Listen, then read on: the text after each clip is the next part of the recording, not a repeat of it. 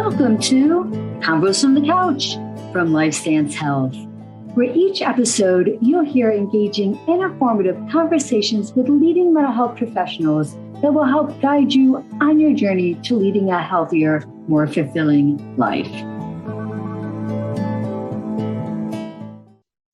Hello, and welcome to Convos from the Couch by LifeStance Health.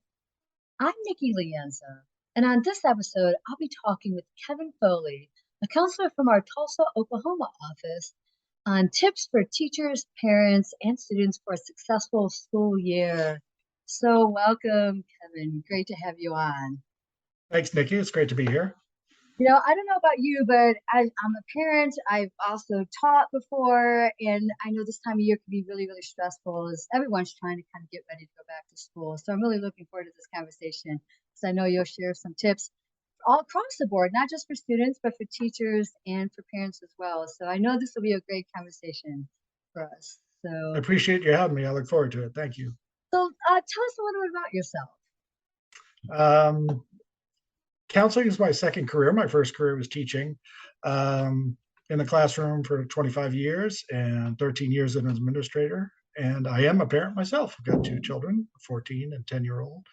14's going on 30, so that's a lot of fun. So I've been in all the roles myself, and start of a school year can be really, really exciting, nerve-wracking. And as a parent, sometimes it's something I'm really looking forward to get them back in school. And sometimes it's, you want the best for them and you're really, really hopeful for it, and you want it to go as smoothly as you can. And that could bring the anxiety up as well. So, everything's all wrapped in at the same time. Yeah, for sure. You mind telling us a little bit about what made you decide to move careers or switch careers? Yeah. So my teaching has predominantly been in independent schools. So I grew up in Boston. My first teaching job was inside the Beltway, DC, and it was a school that was very similar to one that I had attended. So it was a real natural fit for me. I got to coach, I got to teach, I got to advise, and I had some fantastic teachers in my life. So, being able to be somebody like that for somebody else was just a nice fit for me.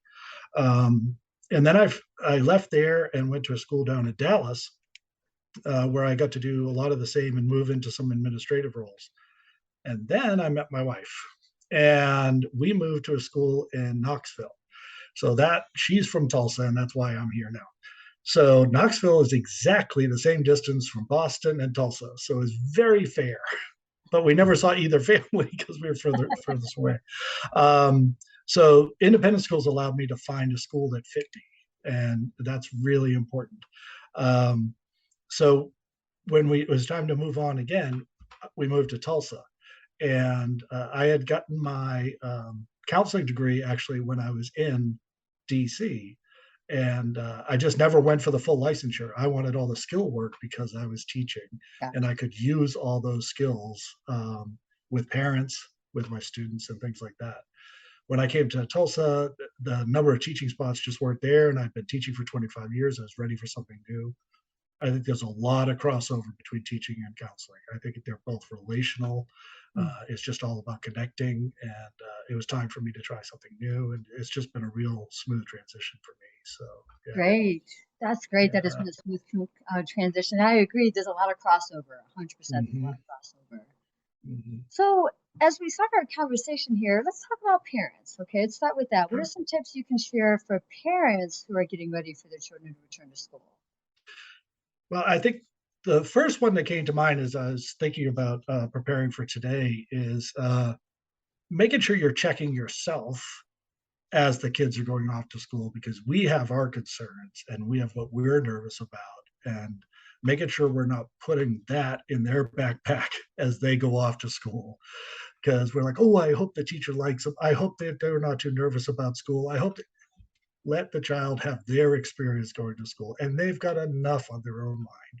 So we're the adults. We know that there are certain things that can happen. There are certain things that they're going to be excited about, but they may be excited about different things. So the best job we can do is to make sure that they're ready, that they've got their sleep, that they've got a good breakfast every day, that they know what to expect, and allow them to have their own experience. I really think that that's critical for the kids.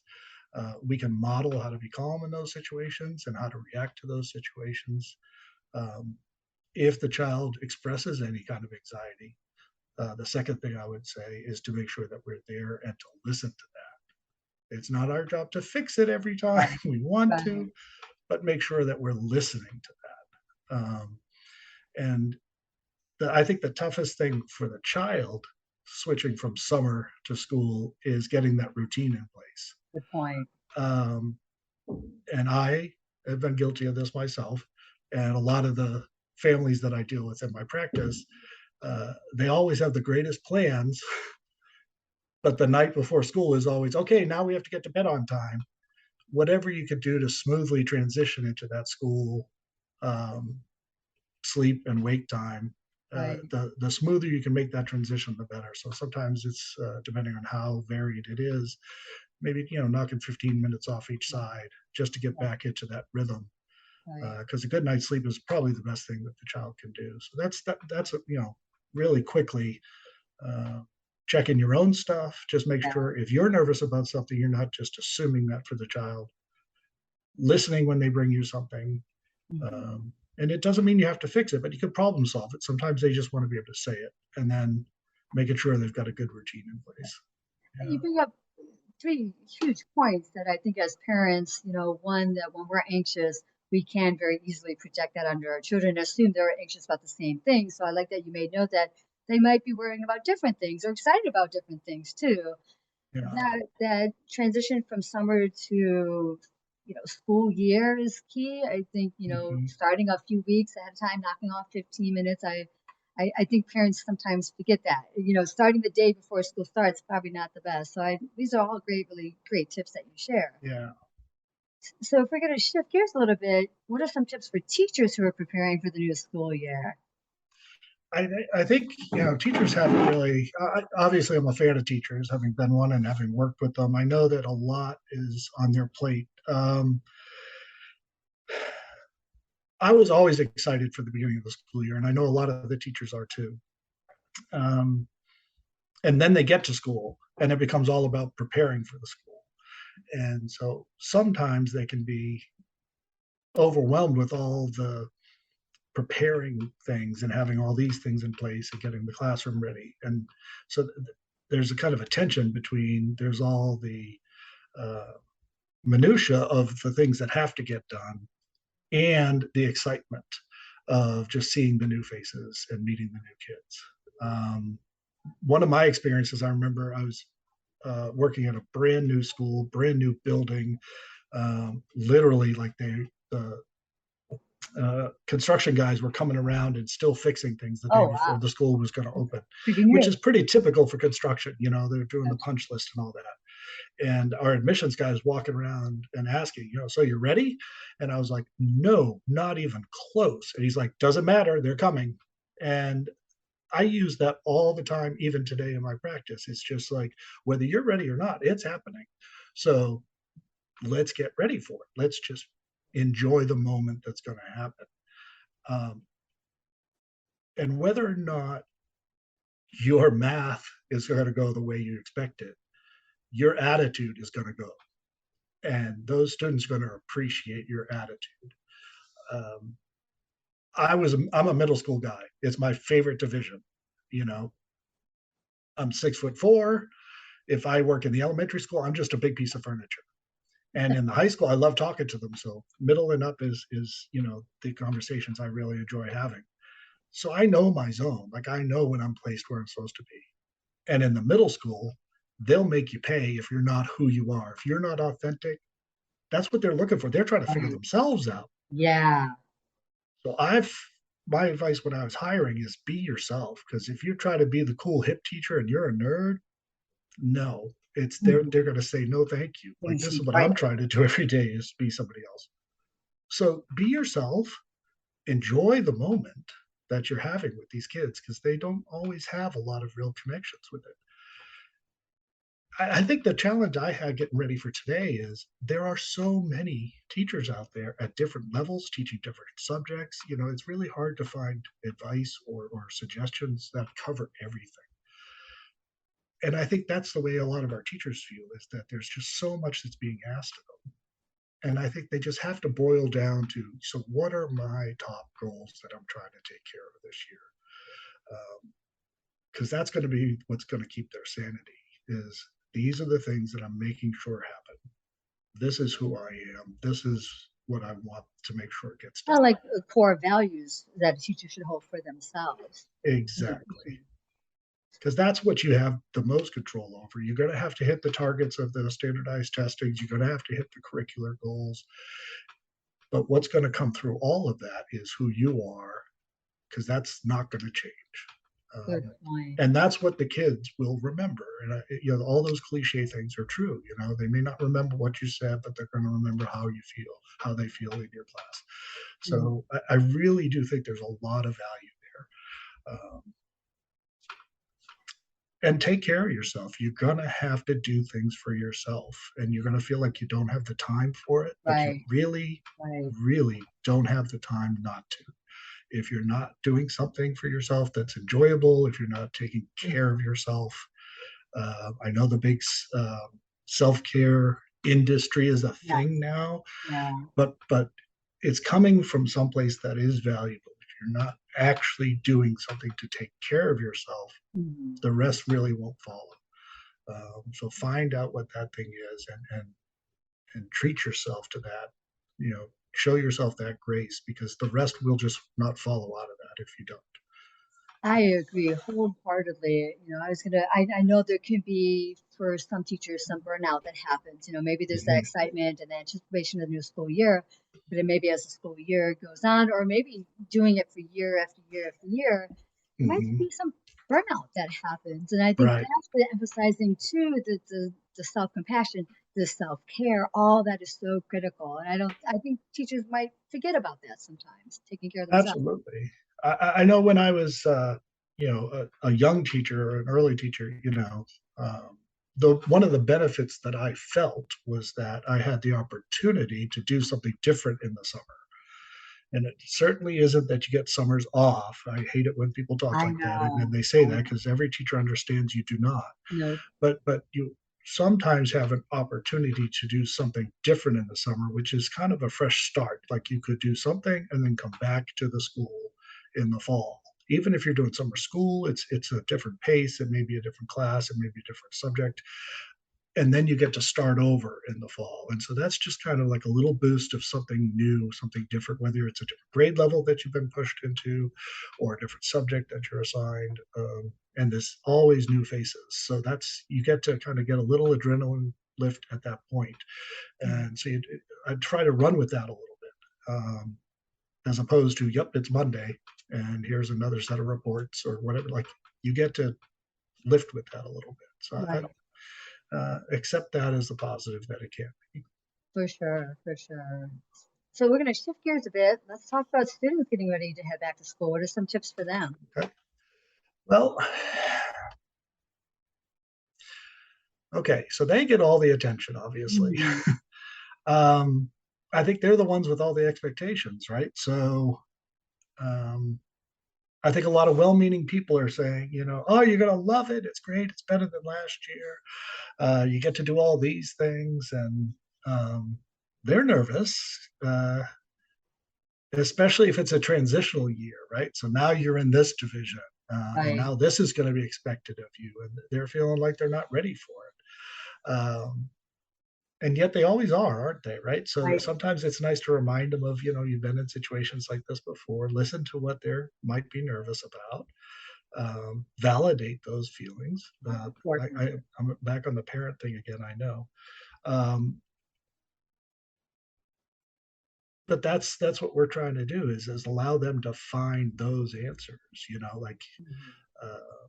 You can't just tell them it's going to be all right, because there's going to be some scary things there, some different things.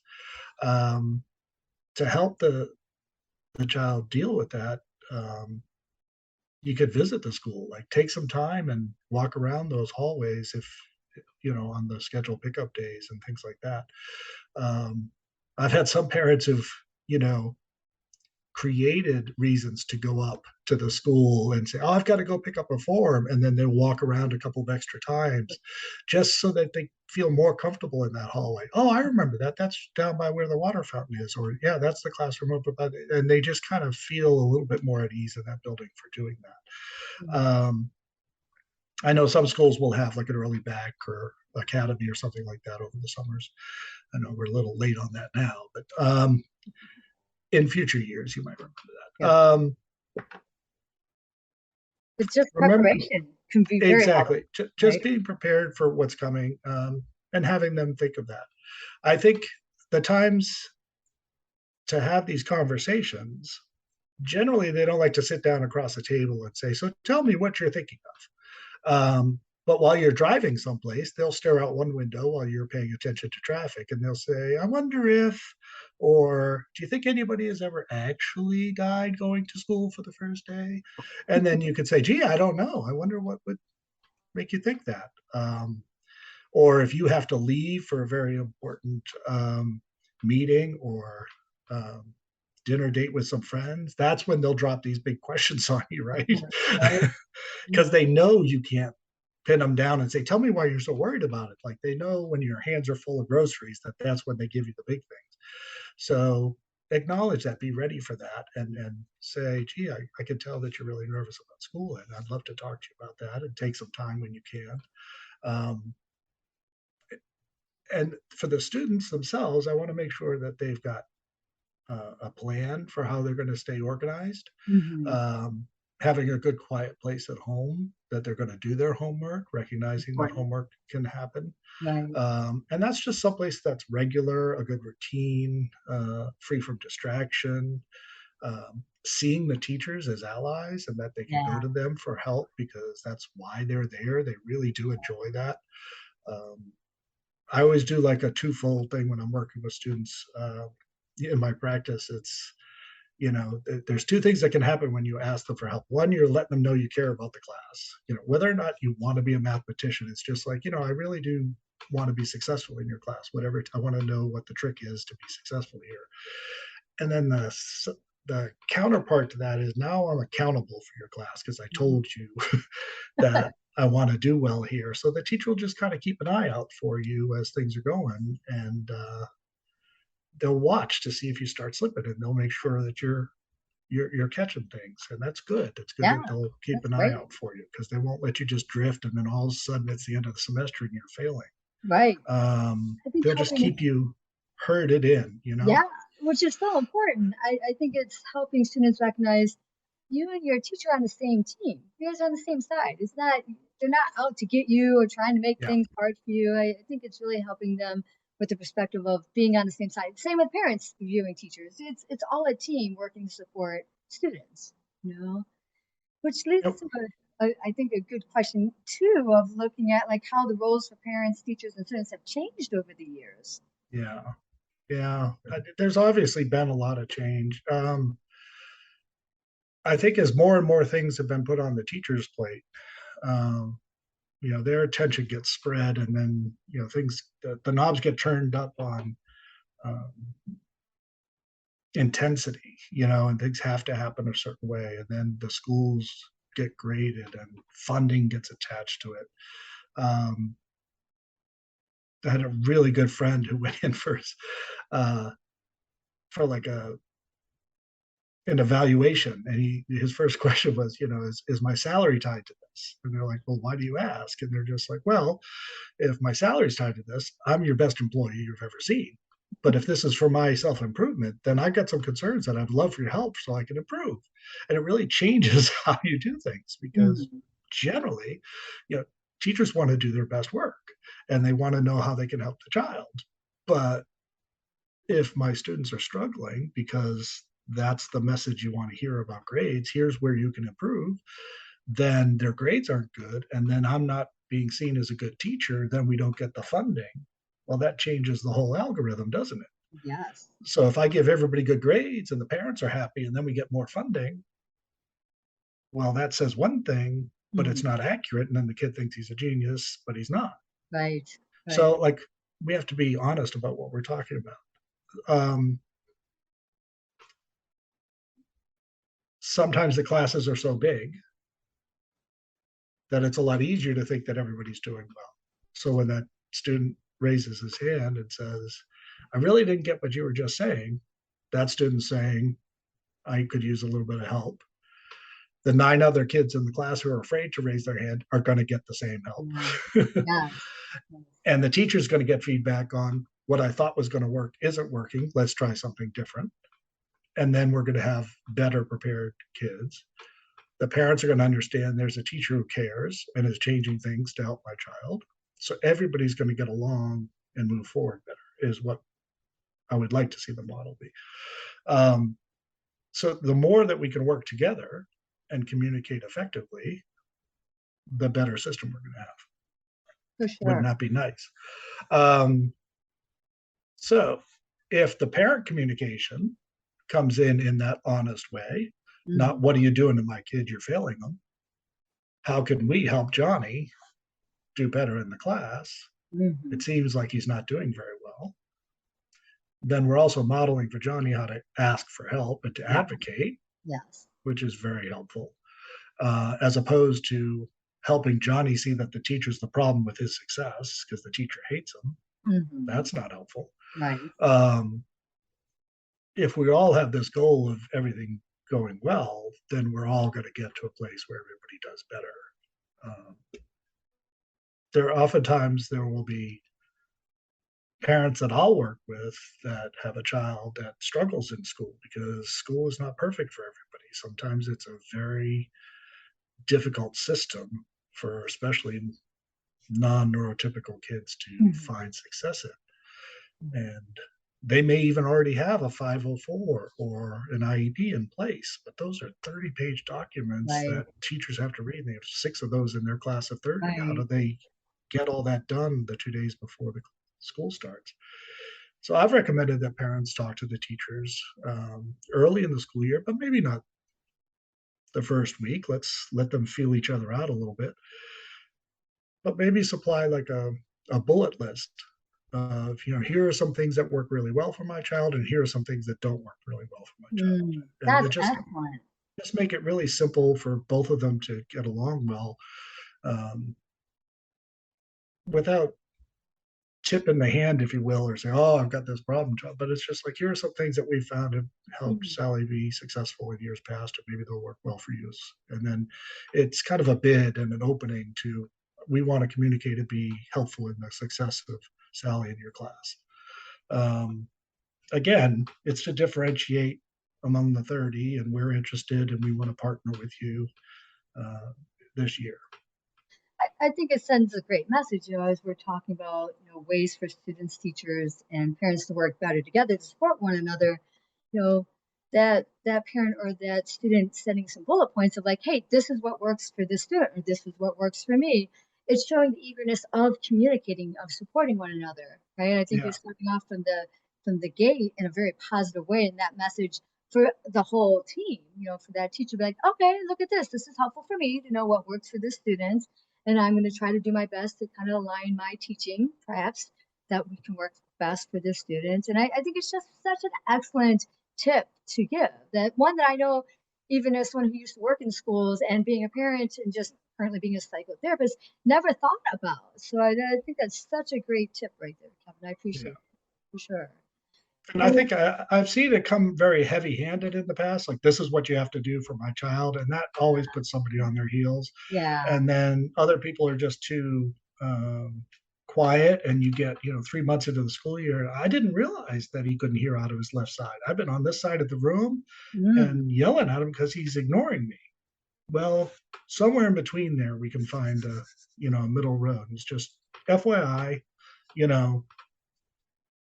thought you should know. It's like, great. So I'll just make sure I'm more like this. If it seems like he's not paying attention, if I shift over here, I might have better luck.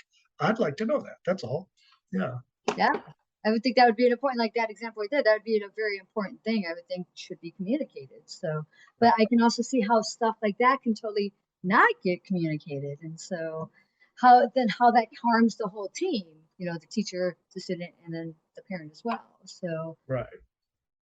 Any other takeaways you'd like to share about, anyone getting ready to head back to the new school year? Um, I always struggle or try to keep in mind, the concept of fresh start and clean slate is something that always comes up at the beginning of the year. It's like, how much do I want to know beforehand? Um, I know I personally, at the beginning of the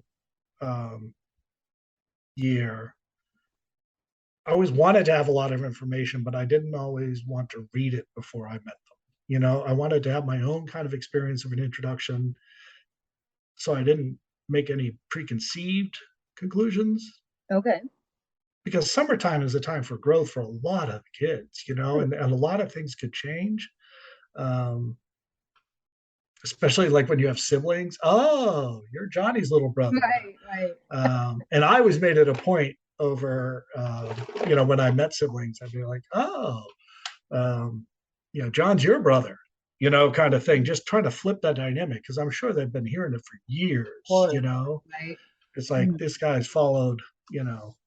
somebody else for all that time. It's like, oh, Mm, so John's your brother, or something like that. And just sometimes that can make all the difference in the world if they feel like they're having their own experience.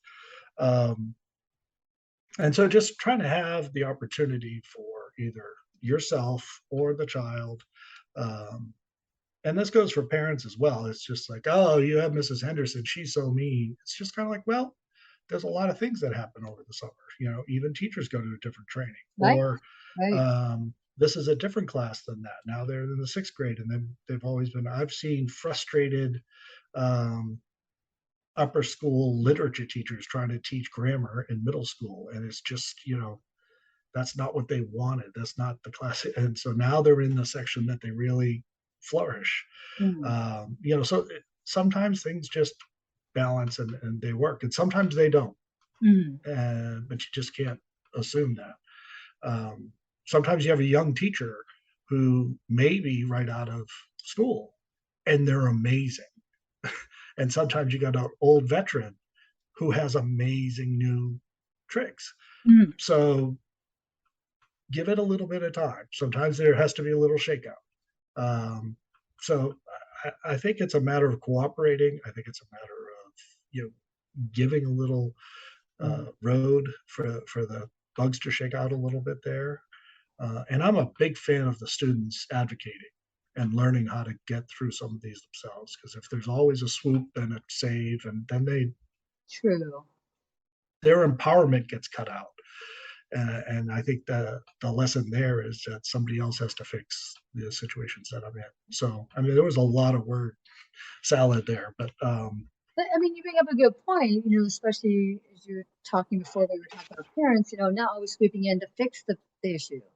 I think right. there's something to be said of part of what we're trying to teach students is also how to navigate their own skills to improve a situation or a problem or navigate a problem or solve a problem on their own and not always to Right. be by it. I think that's so crucial. Even when we talk about mental health and how to navigate their anxiety, their own Mm-hmm. big emotions at time. I think it's so crucial. I think that's where we come in as therapists to help them for sure. Right. So One of my younger child's teachers, had an expression that they called, productive struggle. There's something about, reaching yeah, a challenge and then seeing a way through it. You don't want to just have somebody being in a meaningless, just overwhelmed. of course. Um, and a lot of conversations that I have is, especially with something like homework, it's like, when am I ever going to have to use this? Well, it's really not about what the problem's asking. It's just about like managing all the work is the actual challenge, Yes. So it's Yeah. like, how do you manage the work? How do you take your week-long schedule? Because you want to be on the lacrosse team, you want to Mhm. play baseball. So Right. how do you balance all the things you want to do with what the things are being asked of you? Right. Um, Taking that broader perspective to help the student see the bigger picture of it. I think sometimes we miss that with them of like, this is truly how this can help you navigate life moving forward, navigating your job, things like that. A household, right? exactly. So I And hear you you. want to spend that time with your friends online, and that's fine. So how do Mm, we fit that in? It's not a either or. right. It's an and thing. So how do we get that done? Because right now it's interfering. So Mhm. how do we make it so that they can both exist in a healthy way? It's not a no, you can't. It's a how do Right. we get that so it can both work? And that's if we can both look at it to solve as opposed to it's a conflict for us, then I think it's a healthier way to approach. Yeah. I agree. And so I want to say thank you, Kevin. You gave some great tips here and really coming from the point of view of it being a team and supporting one another and problem solving together, as opposed to coming at a place of pointing the finger and villainizing. I think the key part of communicating among the team of being a teacher, a parent, or a student. So you give so much great advice there. And I know I Thank you. appreciate it as a parent, as a therapist, as a teacher myself, things like that. So thank you again. I'd love to have you back on. Oh, I'd love to do it anytime. Thank you so much.